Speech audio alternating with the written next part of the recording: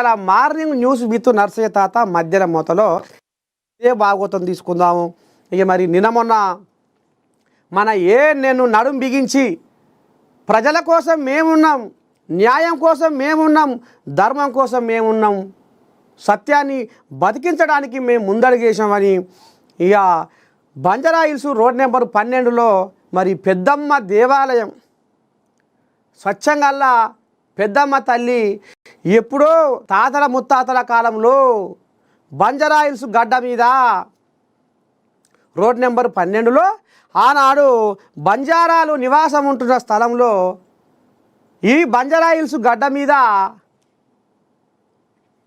అప్పుడు ఈ ఎంఆర్ఓలు లేరు, ఈ రెవెన్యూ వ్యవస్థ లేదు, ఈ పాలన లేదు, ఈ పరిపాలన లేదు. అగో ఆ టైంలోనే పురుడు పోసుకున్న కొలువై నెలవై ఉన్న పెద్దమ్మ తల్లి ఆలయం మీద కన్ను పడ్డది. ఎవరికి పడ్డది కన్ను? మరి ఎట్లా ఇది లోపలి భాగవతం ఏంది?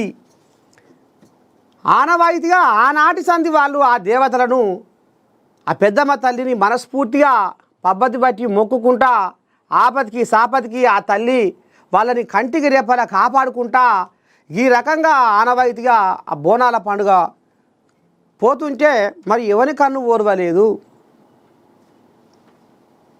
రెవెన్యూ వాళ్ళు వచ్చి ఎక్కడికక్కడ ఆ అమ్మవారి గుడిని కూలగొట్టి మళ్ళా ఆ అమ్మవారి విగ్రహాన్ని అక్కడ లేకుంటేనే ఎత్తుకొని పోయారు.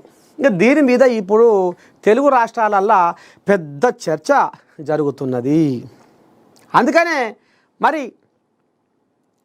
ఎప్పుడో తాతల ముత్తాతల కాలంలో కొలువై ఉన్న ఈ పెద్దమ్మ తల్లి మరి ఇవాళ వీళ్ళకు కళ్ళకు కనపడ్డదా? వాళ్ళు ఎప్పుడు ఆనవాయితీగా డప్పు సప్పులతోటి డోరు దరువుల మధ్య ఆ తల్లికి బోనాలు పెడుతూనే ఉన్నారు. వాళ్ళకు ఆపతికి సాపతికి నువ్వే తల్లి నువ్వే మా దిక్కు అని ఆమె కొబ్బరికాయ కొట్టి పూజలు చేస్తూనే ఉన్నారు. ఇవాళనే ఎందుకు ఈ పెద్దమ్మ తల్లి గుడిని కూలగొట్టి పెద్దమ్మ తల్లి విగ్రహాన్ని ఎత్తుకొని పోయిర్రు?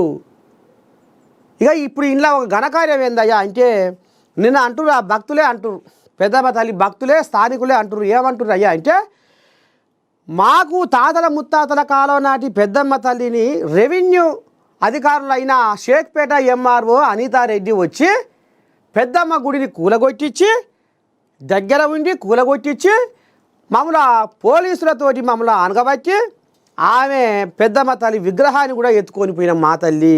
అయితే రేపు మేము ఏం చేస్తామంటే ఆ తల్లికి పాలాభిషేకం చేస్తాం. అమ్మా మా అమ్మవారు నువ్వే, ఇక నీకు యాటల బలిస్తాము, నీకు నైవేద్యాలు పెడతాము, నీకు బొట్టు పెడతాము, బోనం పెడతాము. ఇక ఇప్పటి